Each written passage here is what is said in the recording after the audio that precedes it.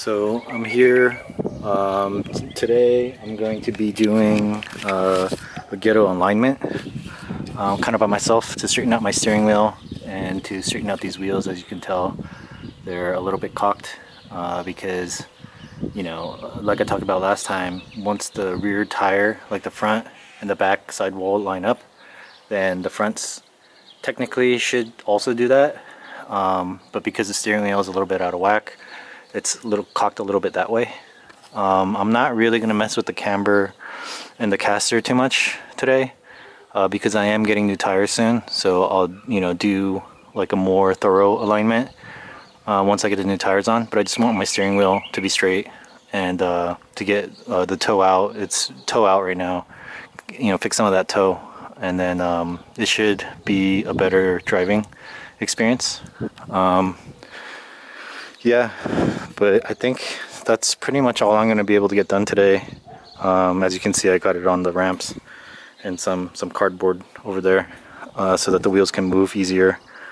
But yeah, so this video might not be super exciting, but we can get started on that, and then once I'm done with that, I'll share the results.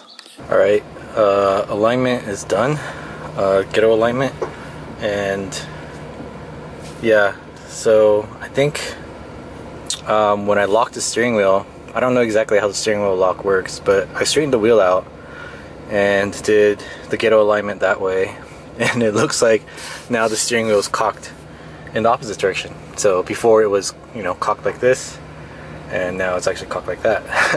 So I guess that's progress. I guess it's not that much worse than what it used to be. So I'm gonna take it for a test drive, make sure everything tracks straight. I did notice that one of the steering linkage, what do you call them? The arms are, it's worn out. It's done for. So I need to replace that. But yeah, so I'm not gonna film while I'm driving.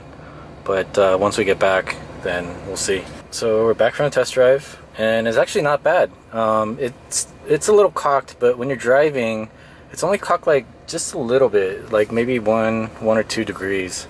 So that's actually pretty straight. When it's driving, it stays pretty straight for the most part. There's no weird, the wandering's kind of gone. I mean, I didn't go above 35 miles an hour. So maybe, you know, once I hit the freeway, I'll notice more if there's wandering. But yeah, I think I fixed pretty much the alignment on this thing. Now I can get new tires and then really kind of fine-tune it with the caster and the camber and all that nonsense. But yeah, so let me turn this off and get out of the car. But yeah, the wheels are straight now when the steering wheel's straight, which is good.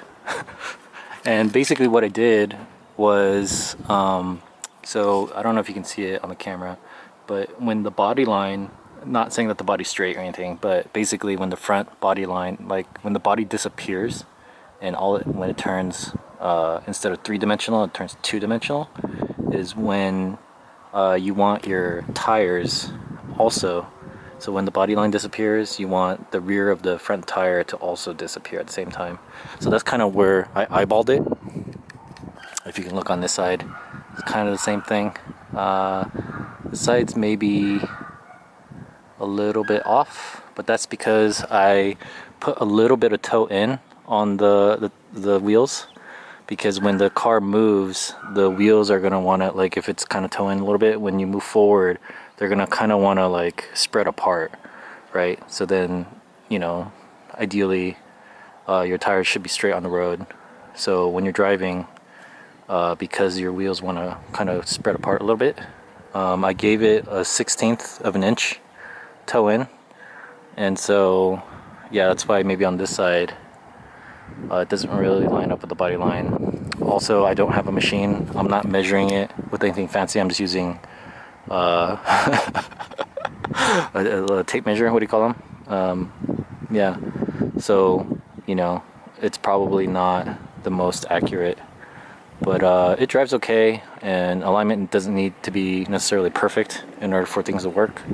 So I'm pretty happy with that. As far as camber and stuff goes, I actually think I'm okay. I remember when I went to the alignment shop, they did give me a printout that said I had a little bit too much negative camber at the time, so I corrected that before. And then caster, apparently this wheel, the caster is way off from the other one. So that's kind of hard to measure because you'd have to measure from ball joint to ball joint and the angle of that. And it's only like 2 degrees, and it was only 2 degrees off at the time. So I think I might just roll with it, see if it pulls to one side more than the other. And that's probably the side that the caster is worse on.